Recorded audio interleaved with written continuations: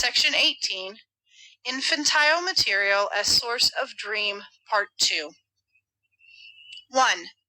After I have been traveling and have gone to bed hungry and tired, the prime necessities of life begin to assert their claims in sleep, and I dream as follows. I go into a kitchen in order to ask for some pudding. There 3 women are standing, one of whom is the hostess. She is rolling something in her hands as though she were making dumplings. She replies that I must wait until she has finished, not distinctly as a speech. I become impatient and go away affronted. I want to put on an overcoat, but the first I try on is too long. I take it off and am somewhat astonished to find that it is trimmed with fur. A second coat has a long strip of cloth with a Turkish design sewn into it. A stranger with a long face and a short pointed beard comes up and prevents me from putting it on, declaring that it belongs to him. I now show him that it is covered all over with Turkish embroideries. He asks, "How do the Turkish drawings, strips of cloth, concern you?" But soon we become quite friendly. In the analysis of this dream, I remember, quite unexpectedly, the first novel which I ever read, or rather, which I began to read from the end of the first volume, when I was perhaps 13 years of age. I have never learned the name of the novel, or that of its author, but the end remains vividly in my memory. The hero becomes insane and continually calls out the names of the 3 women who have brought the greatest happiness and the greatest misfortune into his life. Pelagi is one of these names. I still do not know what to make of this recollection during the analysis.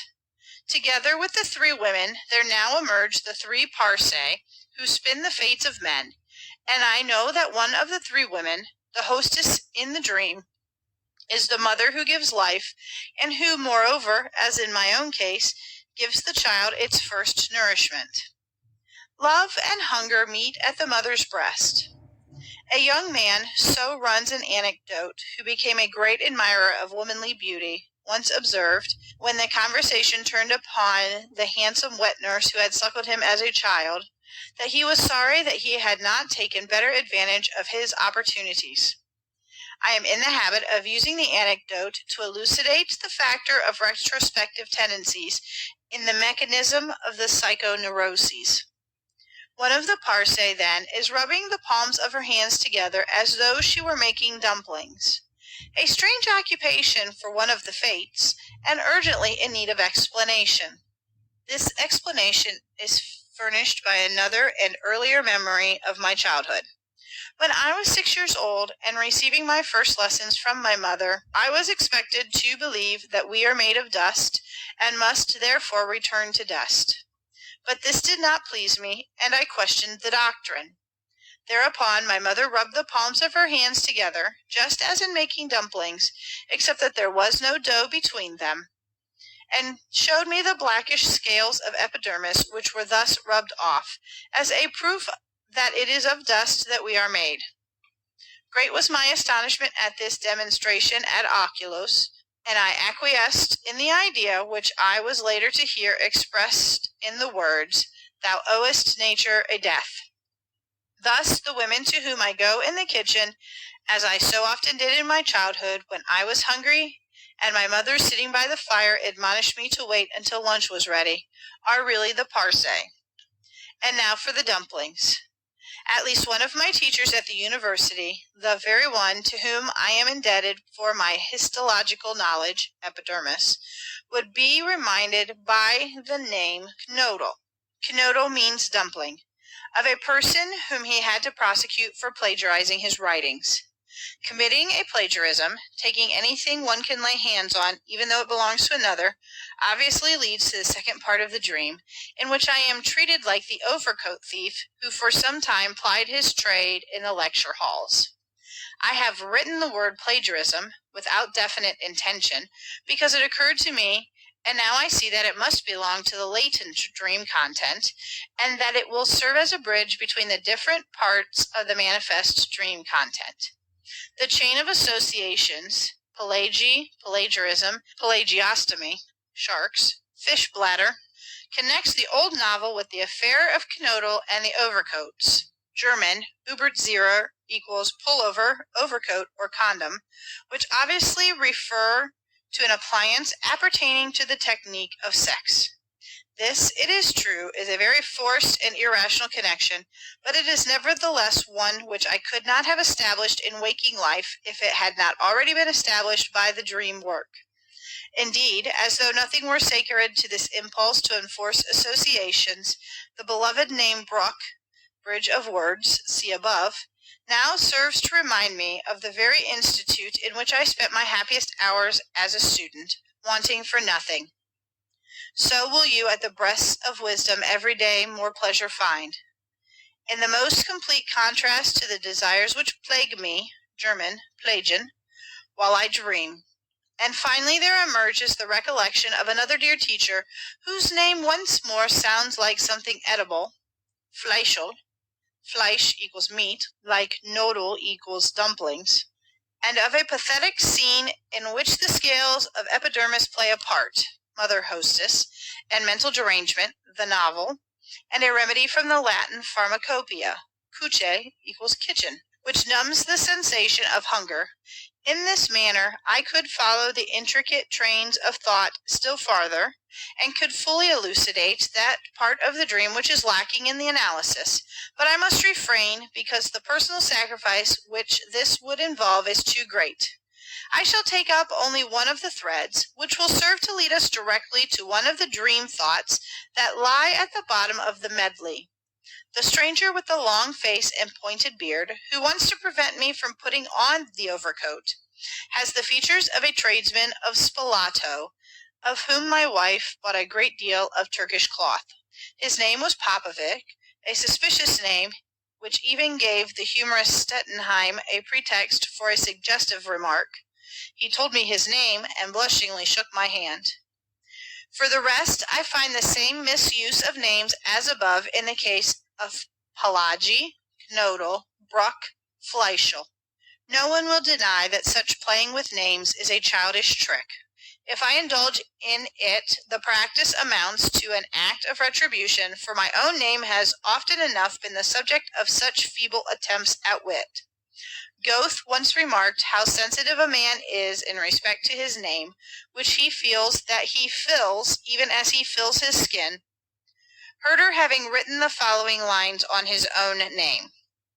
Der du von Gattern abstammt, von Gothen oder vom Kot, so seid ihr Gatterbilder auch du Staub. Thou who art born of the gods, of the Goths, or of the mud, thus are thy godlike images even dust.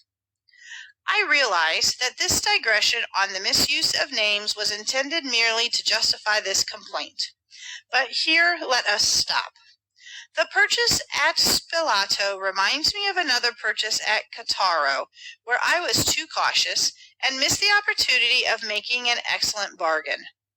Missing an opportunity at the breast of the wet nurse, see above. One of the dream thoughts occasioned by the sensation of hunger really amounts to this. We should let nothing escape. We should take what we can get, even if we do a little wrong. We should never let an opportunity go by. Life is so short and death inevitable. Because this is meant even sexually, and because desire is unwilling to check itself before the thought of doing wrong, this philosophy of carpe diem has reason to fear the censorship, and must conceal itself behind a dream.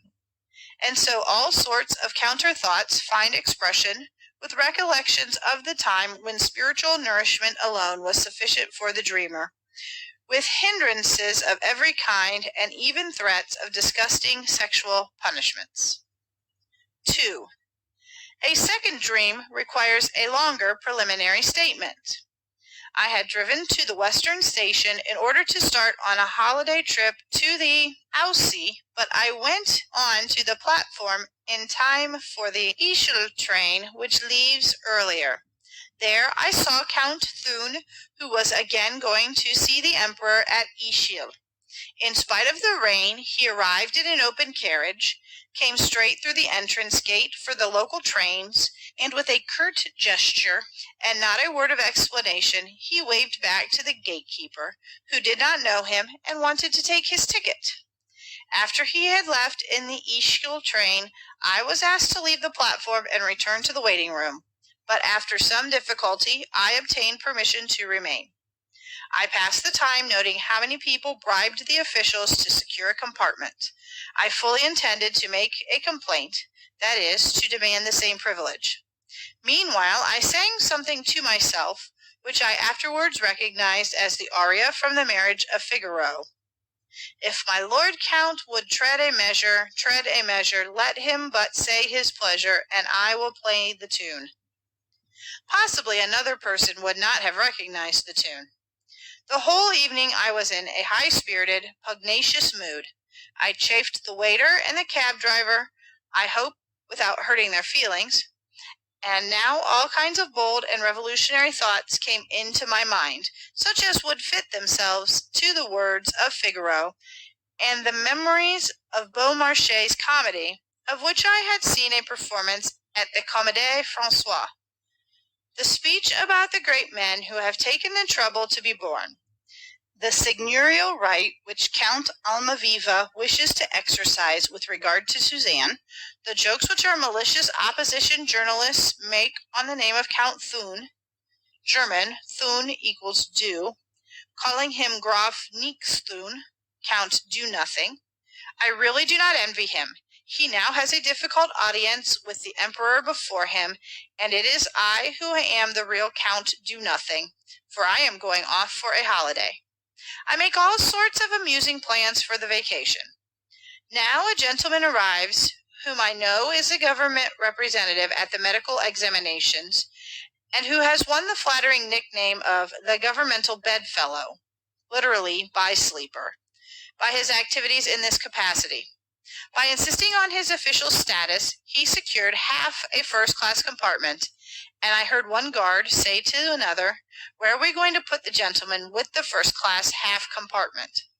A pretty sort of favoritism. I am paying for a whole first-class compartment. I did actually get a whole compartment to myself, but not in a through carriage, so there was no lavatory at my disposal during the night. My complaints to the guard were fruitless. I revenged myself by suggesting that at least a hole be made in the floor of this compartment to serve the possible needs of passengers. At 2:45 in the morning I wake with an urgent desire to urinate from the following dream. A crowd, a students' meeting. A certain Count, Thun or Taffe, is making a speech. Being asked to say something about the Germans, he declares with a contemptuous gesture that their favorite flower is colt's foot, and he then puts into his buttonhole something like a torn leaf, really the crumpled skeleton of a leaf. I jump up, but I am surprised at my implied attitude. Then, more indistinctly, it seems as though this were the vestibule, aula. The exits are thronged, and one must escape.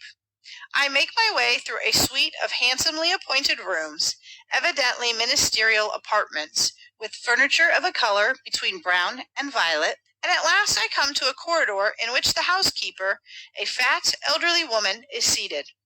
I try to avoid speaking to her, but she apparently thinks I have a right to pass this way, because she asks whether she shall accompany me with the lamp. I indicate with a gesture, or tell her, that she is to remain standing on the stairs, and it seems to me that I am very clever, for after all I am evading detection. Now I am downstairs, and I find a narrow, steeply rising path, which I follow. Again, indistinctly, it is as though my second task were to get away from the city, just as my first was to get out of the building. I am riding in a one-horse cab, and I tell the driver to take me to a railway station. "I can't drive with you on the railway line itself," I say when he reproaches me as though I had tired him out. Here it seems as though I had already made a journey in his cab, which is usually made by rail. The stations are crowded. I am wondering whether to go to Krems or to Znaim, but I reflect that the court will be there, and I decide in favor of Graz or some such place. Now I am seated in the railway carriage, which is rather like a tram, and I have in my buttonhole a peculiar long braided thing on which are violet brown violets of stiff material, which makes a great impression on people. Here the scene breaks off. I am once more in front of the railway station, but I am in the company of an elderly gentleman. I think out a scheme for remaining unrecognized, but I see this plan already being carried out. Thinking and experiencing are here, as it were, the same thing. He pretends to be blind, at least in one eye, and I hold before him a male glass urinal, which we have to buy in the city, or have bought. I am thus a sick nurse, and have to give him the urinal because he is blind. If the conductor sees us in this position, he must pass by without drawing attention to us.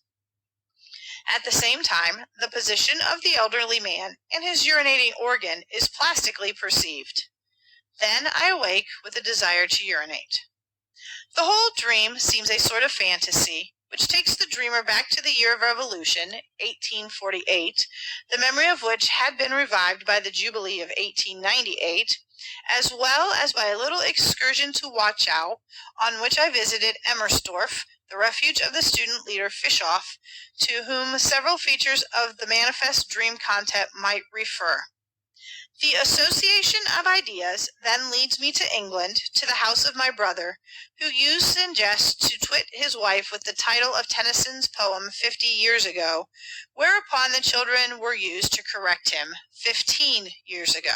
This fantasy, however, which attaches itself to the thoughts evoked by the sight of Count Thun, is, like the facade of an Italian church, without organic connection with the structure behind it, but unlike such a facade, it is full of gaps and confused, and in many places portions of the interior break through. The first situation of the dream is made up of a number of scenes into which I am able to dissect it. The arrogant attitude of the Count in the dream is copied from a scene at my school which occurred in my 15th year. We had hatched a conspiracy against an unpopular and ignorant teacher. The leading spirit in this conspiracy was a schoolmate who since that time seems to have taken Henry VIII of England as his model. It fell to me to carry out the coup d'etat, and a discussion of the importance of the Danube, German Donau, to Austria, Wachau, was the occasion of an open revolt. One of our fellow conspirators was our only aristocratic schoolmate. He was called the Giraffe on account of his conspicuous height, and while he was being reprimanded by the tyrant of the school, the professor of German language, he stood just as the Count stood in the dream. The explanation of the favorite flower, and in putting it into a buttonhole of something that must have been a flower, which recalls the orchids which I had given that day to a friend, and also a rose of Jericho, prominently recalls the incident in Shakespeare's historical play which opens the civil wars of the red and the white roses. The mention of Henry VIII has paved the way to this reminiscence. Now, it is not very far from roses to red and white carnations. Meanwhile, two little rhymes, one in German, the other in Spanish, insinuate themselves into the analysis. Rosen, Tulpen, Nelken, Aie, Blumen, Welken. And Isabelita, no llores, que se marchitan las flores. The Spanish line occurs in Figaro. Here in Vienna, white carnations have become the badge of the anti-Semites, red ones of the Social Democrats. Behind this is the recollection of an anti-Semitic challenge during a railway journey in beautiful Saxony, Anglo-Saxon. The third scene contributing to the formation of the first situation in the dream dates from my early student days. There was a debate in a German students' club about the relation of philosophy to the general sciences. Being a green youth full of materialistic doctrines, I thrust myself forward in order to defend an extremely one-sided position. Thereupon a sagacious older fellow student, who has since then shown his capacity for leading men and organizing the masses, and who, moreover, bears a name belonging to the animal kingdom, rose and gave us a thorough dressing down. He too, he said, had herded swine in his youth, and had then returned repentant to his father's house. I jumped up, as in the dream, became piggishly rude, and retorted that since I knew he had herded swine, I was not surprised at the tone of his discourse. In the dream, I am surprised at my German nationalistic feelings. There was a great commotion and an almost general demand that I should retract my words, but I stood my ground. The insulted student was too sensible to take the advice which was offered him, that he should send me a challenge and let the matter drop. The remaining elements of this scene of the dream are of more remote origin. What does it mean that the Count should make a scornful reference to Coltsfoot? Here I must question my train of associations. Coltsfoot, German Huflatich, Lattice, lettuce, Salathund, the dog that grudges others what he cannot eat himself. Here plenty of opprobrious epithets may be discerned. Giraffe, German Af equals monkey, ape, pig, sow, dog. I might even arrive by way of the name at donkey and thereby pour contempt upon an academic professor. Furthermore, I translate Coltsfoot, Huflatich, I do not know whether I do so correctly, by Piesenlied. I get this idea from Zola's Germinal, in which some children are told to bring some dandelion salad with them. The dog, Chien, has a name sounding not unlike the verb for the major function, chier, as pisser stands for in the minor one. Now we shall soon have the indecent in all its three physical categories, for in the same Germinal, which deals with the future revolution, there is a description of a very peculiar contest, which relates to the production of the gaseous excretion known as flatus. And now I cannot but observe how the way to this flatus has been prepared a long while since, beginning with the flowers and proceeding to the Spanish rhyme of Isabelita, and to Ferdinand and Isabella, and by way of Henry VIII to English history at the time of the Armada, after the victorious termination of which the English struck a medal with the inscription Flavit et dissipati sunt, for the storm had scattered the Spanish fleet. I had thought of using this phrase, half jestingly, as the title of a chapter on therapy, if I should ever succeed in giving a detailed account of my conception and treatment of hysteria. I cannot give so detailed an interpretation of the second scene of the dream out of the sheer regard for the censorship. For at this point I put myself in the place of a certain eminent gentleman of the Revolutionary period, who had an adventure with an eagle, German Adler, who is said to have suffered from incontinence of the bowels, incontinentia, and etc. And here I believe I should not be justified in passing the censorship, even though it was an aulic counselor, aula counselarizis alicus, who told me the greater part of this history. The suite of rooms in the dream is suggested by His Excellency's private saloon carriage, into which I was able to glance, but it means, as it so often does in dreams, a woman. The personality of the housekeeper is an ungrateful allusion to a witty old lady which ill repays her for the good times and the many good stories which I have enjoyed in her house. The incident of the lamp goes back to Grillparzer, who notes a charming experience of a similar nature, of which he afterwards made use in Hero and Leander, the waves of the sea and of love, the Armada and the storm. I must forego a detailed analysis of the two remaining portions of the dream. I shall single out only those elements which lead me back to the two scenes of my childhood, for the sake of which alone I have selected the dream. The reader will rightly assume that it is sexual material which necessitates the suppression, but he may not be content with this explanation. There are many things of which one makes no secret to oneself, but which must be treated as secrets in addressing others, and here we are concerned not with the reasons which induce me to conceal the solution, but with the motive of the inner censorship which conceals the real content of the dream even from myself. Concerning this, I will confess that the analysis reveals these three portions of the dream as impertinent boasting, the exuberance of an absurd megalomania, long ago suppressed in my waking life, which however dares to show itself with individual ramifications even in the manifest dream content. It seems to me that I am a cunning fellow, making the high-spirited mood of the evening before the dream perfectly intelligible. Boasting of every kind, indeed thus, the mention of Graz points to the phrase, what price Graz, which one is wont to use when one feels unusually wealthy. Readers who recall Master Rabelais' inimitable description of the life and deeds of Gargantua and his son Pantagruel will be able to enroll even the suggested content of the first portion of the dream among the boasts to which I have alluded. But the following belongs to the two scenes of childhood of which I have spoken. I had bought a new trunk for this journey, the color of which, a brownish violet, appears in the dream several times. Violet-brown violets of a stiff cloth on an object which is known as a girl-catcher, the furniture in the ministerial chambers. Children, we know, believe that one attracts people's attention with anything new. Now I have been told of the following incident of my childhood.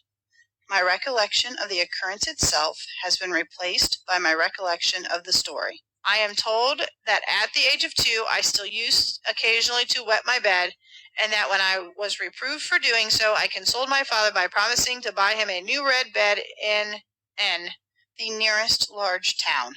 Hence the interpolation in the dream that we had bought the urinal in the city, or had to buy it. One must keep one's promises. One should note, moreover, the association of the male urinal and the woman's trunk box. All the megalomania of the child is contained in this promise. The significance of dreams of urinary difficulties in the case of children has already been considered in the interpretation of an earlier dream, cross-reference the dream in Chapter 5a. The psychoanalysis of neurotics has taught us to recognize the intimate connection between wetting the bed and the character trait of ambition. Then, when I was 7 or 8 years of age, another domestic incident occurred which I remember very well. One evening before going to bed, I had disregarded the dictates of discretion and had satisfied my needs in my parents' bedroom and in their presence. Reprimanding me for this delinquency, my father remarked, "That boy will never amount to anything." This must have been a terrible affront to my ambition, for allusions to this scene recur again and again in my dreams, and are constantly coupled with enumerations of my accomplishments and successes, as though I wanted to say, "You see, I have amounted to something after all." This childish scene furnishes the elements for the last image of the dream, in which the roles are interchanged, of course for the purpose of revenge. The elderly man, obviously my father, for the blindness in one eye signifies his one-sided glaucoma, is now urinating before me as I once urinated before him. By means of the glaucoma, I remind my father of cocaine, which stood him in good stead during his operations, as though I had thereby fulfilled my promise. Besides, I make sport of him, since he is blind. I must hold the glass in front of him, and I delight in allusions to my knowledge of the theory of hysteria, of which I am proud. If the two childish scenes of urination are, according to my theory, closely associated with the desire for greatness, their resuscitation on the journey to Aussy was further favored by the accidental circumstance that my compartment had no lavatory, and that I must be prepared to postpone relief during the journey, as actually happened in the morning when I woke with the sensation of a bodily need. I suppose one might be inclined to credit this sensation with being the actual stimulus of the dream. I should, however, prefer a different explanation, namely, that the dream thoughts first gave rise to the desire to urinate. It is quite unusual for me to be disturbed in sleep by any physical need, least of all at the time when I woke on this occasion, 3:45 in the morning. I would forestall a further objection by remarking that I have hardly ever felt a desire to urinate after waking early on other journeys made under more comfortable circumstances. However, I can leave this point undecided without weakening my argument. Further, since experience in dream analysis has drawn my attention to the fact that even from dreams, the interpretation of which seems at first sight complete, because the dream sources and the wish stimuli are easily demonstrable, important trains of thought proceed which reach back into the earliest years of childhood. I had to ask myself whether this characteristic does not even constitute an essential condition of dreaming. If it were permissible to generalize this notion, I should say that every dream is connected through its manifest content with recent experiences, while through its latent content it is connected with the most remote experiences. And I can actually show in the analysis of hysteria that these remote experiences have, in a very real sense, remained recent right up to the present. But I still find it very difficult to prove this conjecture. I shall have to return to the probable role in dream formation of the earliest experiences of our childhood in another connection. Chapter 7. Of the three peculiarities of the dream memory considered above, one, the preference for the unimportant in the dream content, has been satisfactorily explained by tracing it back to dream distortion. We have succeeded in establishing the existence of the other two peculiarities, the preferential selection of recent and also of infantile material, but we have found it impossible to derive them from the motives of the dream. Let us keep in mind these two characteristics, which we still have to explain or evaluate. A place will have to be found for them elsewhere, either in the discussion of the psychology of the sleeping state or in the consideration of the structure of the psychic apparatus, which we shall undertake later after we have seen that by means of dream interpretation we are able to glance as through an inspection hole into the interior of this apparatus. But here and now I will emphasize another result of the last few dream analyses. The dream often appears to have several meanings. Not only may several wish fulfillments be combined in it, as our examples show, but one meaning or one wish fulfillment may conceal another, until in the lowest stratum one comes upon the fulfillment of a wish from the earliest period of childhood. And here again it may be questioned whether the word often at the beginning of this sentence may not more correctly be replaced by constantly. End section 18.